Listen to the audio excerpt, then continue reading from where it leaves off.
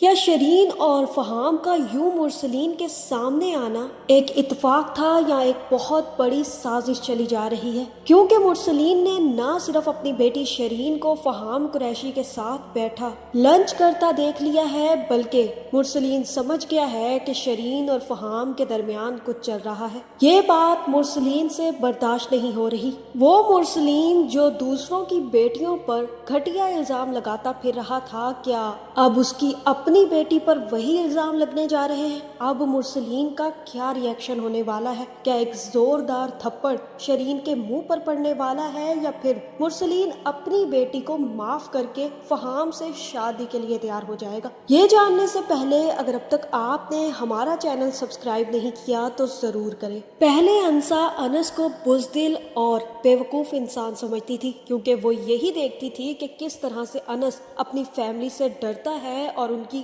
ہر ناجائز بات مان لیتا ہے۔ لیکن اب وہی کام انسا خود کر رہی ہے۔ وہ بھی شازیہ کی ناجائز باتیں مان کر اپنا ہی حق چھوڑنے کے لیے تیار ہو گئی ہے، لیکن انس نے اسے سمجھا دیا ہے کہ انسا جمیل ایسی لڑکی بالکل بھی نہیں ہے۔ وہ کسی کی بھی ناجائز بات نہیں مانتی، اس لیے تمہیں بھی ماننے کی ضرورت بالکل بھی نہیں ہے۔ ان کے روپ میں آنے کی ضرورت نہیں ہے۔ تمہیں جو اچھا لگتا ہے تم وہ کرو، کیونکہ یہ گھر اب تمہارا ہے۔ یہ سننے کی دیر ہے کہ انسا کے دماغ میں ایک گھنٹی بجے گی اور وہ کھڑی ہوگی اور کہے گی کہ انس، مجھے بالکل بھی یقین نہیں آ رہا کہ تم نے اپنے حصے کا گھر جو صرف اور صرف تمہارا تھا، صرف ایک چیز تمہاری تھی، وہ تم نے میرے نام کر دی ہے۔ سچ سچ بتاؤ کہ یہ تم نے کیسے کر دیا؟ تم نے کیسے مجھ پر ٹرسٹ کر لیا؟ کیونکہ اب یہ گھر میرا ہے، اور میں اگر تمہیں یہاں سے جانے کا کہہ دوں تو انس کہے گا کہ اگر تم مجھے جانے کا کہو گی تو میں چلا جاؤں گا، جس کے بعد انس اٹھے گا اور جیسے ہی جانے لگے گا تو انسا اسے روک لے گی اور کہے گی کہ رکو رکو، میں تو تم سے صرف اور صرف مذاق کر رہی تھی، تم تو سیریس ہی لے گئے، مجھے تو بالکل بھی آئیڈیا نہیں تھا کہ تم باتوں کو اتنا سیریس لے لیتے ہو۔ انس بھی انسا سے کہے گا کہ تمہیں کیا لگا میں جا رہا ہوں؟ میں تو بالکل بھی نہیں جا رہا تھا، میں بھی تم سے صرف مذاق ہی کر رہا تھا۔ یہ سن کر انسا ہنسنے لگ جائے گی اور کہے گی کہ تم اب بہت تیز ہو رہے ہو انس، مجھے تمہیں سمجھنے میں بہت غلطی ہو گئی، میں تمہیں بزدل اور بیکار انسان سمجھتی رہی، جبکہ تم ایسے بالکل بھی نہیں ہو۔ لیکن انس، مجھے اس آدمی کو پکڑ کر رہنا ہے، اسے سب کے سامنے سزا دلوانی ہے جس نے ہمارے ساتھ اتنا غلط کیا۔ تم سوچ بھی نہیں سکتے کہ میرے اوپر کتنے سوال اٹھے ہیں۔ میں صرف اور صرف اپنے کردار کے الزام سے ڈرتی تھی، اور وہ جب لگا ہے نا تو مجھے بہت تکلیف پہنچی ہے۔ میں تمہیں بتا نہیں سکتی انس کہ میں کتنی تکلیف میں ہوں۔ اب بھی اگر کوئی مجھ سے میرے کردار کے بارے میں سوال کرے تو مجھے بہت ڈر لگتا ہے۔ انس کہے گا کہ تم کیوں ڈرتی ہو؟ تم تو ایک با اعتماد لڑکی ہو۔ انسا جمیل ایک بہت بڑی اور با اعتماد لڑکی ہے، وہ کسی سے نہیں ڈرتی۔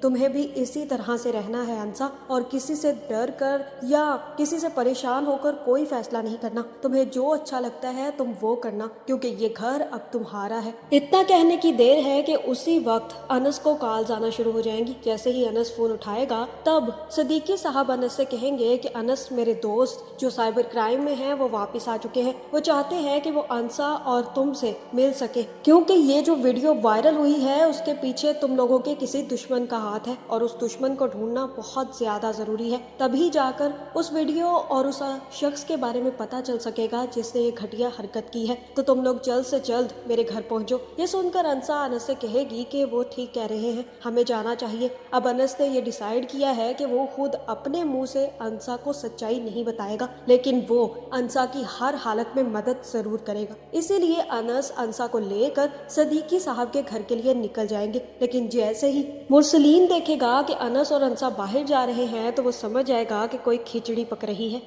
مرسلین جیسے ہی کمرے میں آئے گا، شازیہ اور شیان آپس میں باتیں کر رہے ہوں گے۔ تب مرسلین شیان سے کہے گا کہ شیان، میری ایک بات غور سے سن لو، انسا بالکل بھی پیچھے ہٹنے والی لڑکی نہیں ہے۔ انس نے یہ وعدہ ضرور کر لیا ہے کہ وہ تمہارے بارے میں انسا کو نہیں بتائے گا، لیکن میں اس بات پر گارنٹی نہیں دیتا کہ انسا کو پتہ نہیں چل سکتا۔ تمہیں ہر طرح سے محتاط رہنا ہوگا، کوئی بھی ایسی حرکت مت کرنا کہ اس لڑکی کو تم پر شک ہو جائے۔ شیان کہے گا کہ بابا، میں تو اس لڑکی کی جان لے لوں گا، اگر اس نے میری طرف انگلی انگلی उठाई ना तो उंगलियां तोड़ दूंगा। मुझे तो वो लड़की बिल्कुल भी इस घर में बर्दाश्त नहीं है। मेरा तो दिल था कि मैं अभी कुछ ऐसा करूं कि वो दोनों यहाँ से भाग जाएं। मुरसलीन को गुस्सा आएगा और वो अपना हाथ उठाते उठाते रुक जाएगा और कहेगा कि श्यान अपनी हद में रहो। तुम सोच भी सकते हो वो लड़की क्या चीज है। वो किसी के मामले के लिए अगर जेल तक जा सकती है तो अपने मामले वाले को तो कब्र तक उतार सकती है। ये बात अपने दिमाग में बिठा लो। अगर तुमने उस लड़की को या अनस को छेड़ने की कोशिश की ना तो मैं तुम्हारे साथ बहुत बुरा पेश आऊंगा। तुम जानते नहीं हो कि वो सदीकी साहब कितने बड़े आदमी हैं। अगर वो साइबर क्राइम के साथ मिल गए ना तो तुम्हें सजा दिलवाने से कोई नहीं रोक सकता, तुम्हारा बाप भी नहीं। शाजिया इसे समझाओ और इसे कहो कि कुछ दिन आराम से बैठे वरना दफा हो जाए कहीं और।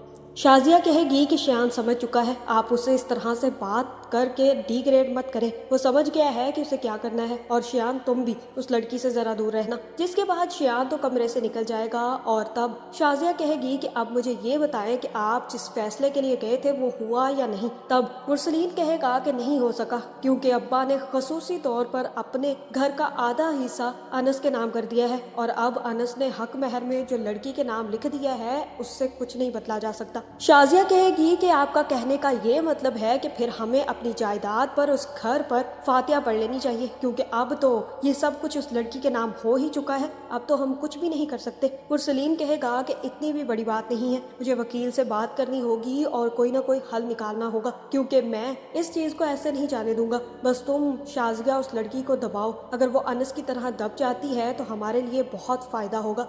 शाजिया कहेगी कि कल तो उसने मेरी बात मान ली, वो किचन में नहीं आई, लेकिन मुझे बिल्कुल भी आइडिया नहीं है। वो लड़की बहुत तेज तरार है, उस पर उंगलियां रखना और उसे अनस की तरह दबाना बहुत मुश्किल साबित हो सकता है। मुरसलीन कहेगा कि ठीक है, तुम जो सच समझती हो, जो ठीक समझती हो वो करो। मैं दरअसल आज ही वकील साहब से मिलने जा रहा हूँ, उन्होंने मुझे आज ही लंच पे बुलाया है और मैं जाकर बात करके देखता हूँ, क्या पता कोई हल निकल आए। जिसके बाद मुरसलीन तो वकील से मिलने निकल जाएगा। उसे आइडिया तक नहीं है कि उसकी बेटी भी एक वकील को लेके बैठी है। मुरसलीन जैसे ही वकील से बात करने लगेगा तो उसी वक्त उसकी नजर सामने फहाम कुरैशी पर पड़ेगी। वो देखकर हैरान रह जाएगा कि ये लड़का यहाँ पर क्या कर रहा है। फिर मुरसलीन सोचेगा कि मुझे क्या, वो लड़का जहाँ जाए जिससे मिले क्या कर सकता हूँ मैं। इतना सोचने की देर है कि उसी वक्त उसे शरीन दूर से आती नजर आ जाएगी। शरीन ना सिर्फ अपने बाप को इग्नोर करती हुई आगे बढ़ जाएगी बल्कि उसे पता ही नहीं चलेगा कि मुरसलीन उसके पीछे बैठा है। शरीन सीधी आकर फहाम कुरैशी के साथ बैठेगी और फहाम के साथ बातें करना शुरू कर देगी। फहाम उसी वक्त खाना ऑर्डर करेगा और शरीन और फहाम मिलकर अच्छे तरीके से लंच करना शुरू कर देंगे। ये देखकर मुरसलीन समझ जाएगा कि शरीन का फहाम के साथ कुछ चल रहा है। इसी वक्त मुरसलीन खड़ा होगा और वकील साहब से कहेगा कि वकील साहब आप प्लीज जाएं, मैं आपसे आपके घर आकर मिलता हूँ। दरअसल मुझे अभी एक जरूरी काम है जो मुझे करना है। जिसके बाद वकील साहब उठकर चले जाएंगे और मुरसलीन सीधा शरीन और फहाम के टेबल की तरफ आ जाएगा। शरीन अपने बाप को देखकर हैरान रह जाएगी और कहेगी कि बाबा आप इतना कहने की देर है कि मुझे लगता है कि फहाम के सामने मुरसलीन एक जोरदार थप्पड़ शरीन के मुंह पर लगाएगा और कहेगा कि तुम्हारी हिम्मत कैसे हुई, तुम इस शख्स के साथ यहाँ पर बैठी मेरी इज्जत की नीलामी कर रही हो। तुमने बिल्कुल भी नहीं सोचा कि मेरे दोस्त अहबाब अगर तुम्हें किसी लड़के के साथ देखेंगे तो क्या सोचेंगे। तुम्हें जरा शर्म नहीं आई शरीन, मैं तुम पर कितना एतबार करता था और तुमने मेरा एतबार किरचियां किरचियां कर दिया। फहाम तो ये देखकर हंसना शुरू कर देगा। आखिरकार उसकी प्लानिंग ही ये थी कि वो शरीन को उसके बाप के सामने ले आए। मुझे तो यही लगता है कि सारी की सारी प्लानिंग फहाम कुरैशी की थी। वो जानबूझकर शरीन को अपने चंगुल में फंसा रहा है और शरीन भी अब एक तरफ अनस से रिजेक्ट होने के बाद फहाम कुरैशी के आगे पीछे दौड़ रही है। वो अनस से तो रिजेक्ट हो चुकी है लेकिन अब फहाम कुरैशी से रिजेक्ट नहीं होना चाहती। और तभी शरीन के दिमाग में बात आएगी और वो कहेगी कि मैं आपको बताना चाहती हूँ कि हमारा कुछ नहीं चल रहा। दरअसल उस दिन हम लोग मिलाद पे इनसे मिले थे और तब इन्होंने कहा था कि मैं आपकी बहुत इज्जत करता हूँ इसीलिए आपको लंच पर ले जाना चाहता हूँ। शरीन कहेगी कि ऐसा कुछ नहीं है बाबा जो आप सोच रहे हैं। अब शरीन जितनी भी कहानियां गढ़ ले मुरसलीन उसकी बात पर यकीन नहीं करेगा बल्कि शरीन को खींचता हुआ घर वापस ले आएगा। घर आकर शरीन कहेगी कि सब कुछ अनस की वजह से हुआ है बाबा, अगर वो उस दिन अपना जुर्म कबूल कर लेता तो श्यान को और हमें उस शख्स से बात ना करनी पड़ती और हम इतने मसले में ना पड़ते। अब जब भी फहाम कुरैशी मुझे फोन करके के बुलाएगा तो हमें उसके किए गए एहसान के बदले जाना तो पड़ेगा ना। लेकिन मुरसलीन कोई बात नहीं सुनेगा, अंदर जाएगा और गन निकाल कर ले आएगा और कहेगा कि मैं अनस तुम्हें जिंदा नहीं छोड़ूंगा, तुम्हारी वजह से हम इतनी मुश्किलात में फंस गए और तुमने मेरा घर भी इस लड़की के नाम कर दिया, आज ही मैं तुम्हारी जान ले लूंगा। अनस मुरसलीन को रोकने की कोशिश करेगा लेकिन मुरसलीन किसी की बात नहीं सुनेगा और यहाँ मुझे लगता है कि अंसा शेरनी बाहर निकलेगी और कहेगी कि अगर आपको यही करना है तो मैं अभी आपकी वीडियो रिकॉर्ड कर लेती हूँ, अभी आपको भी वायरल कर देती हूँ जिस तरह से आपके बेटे को वायरल किया था। जैसे लोग देखेंगे कि किस तरह से सगा ताया अपने बेटे की जायदाद की खातिर जान लेने के लिए तैयार हो गया है तो वो आप पर लानत तो भेजेंगे। इतना ही नहीं, जब पुलिस केस चलेगा ना तो आप सारी जिंदगी जेल में सड़ेंगे, जिसके बाद मुरसलीन के हाथ से गन गिर जाएगी। ये सुनकर हो सकता है कि शरीन कहे कि हाँ तुमने मेरे भाई को वायरल किया था तो तुम खुद भी तो वायरल हो गई ना, सही किया शियान ने जो तुम्हें वायरल कर दिया। और ये सुनने की देर है कि अंसा को सच्चाई पता चल जाएगी, जिसके बाद अंसा ना सिर्फ शियान को 2-3 थप्पड़ मारेगी बल्कि पुलिस को बुलाकर उसे अरेस्ट भी करवा देगी। मुझे तो यही लग रहा है कि अब इन सब के बहुत बुरे दिन शुरू होने वाले हैं। आपका इस बारे में क्या ख्याल है, कमेंट करके जरूर बताएं और ऐसी वीडियोस देखने के लिए हमारे चैनल को सब्सक्राइब करना ना भूलिएगा।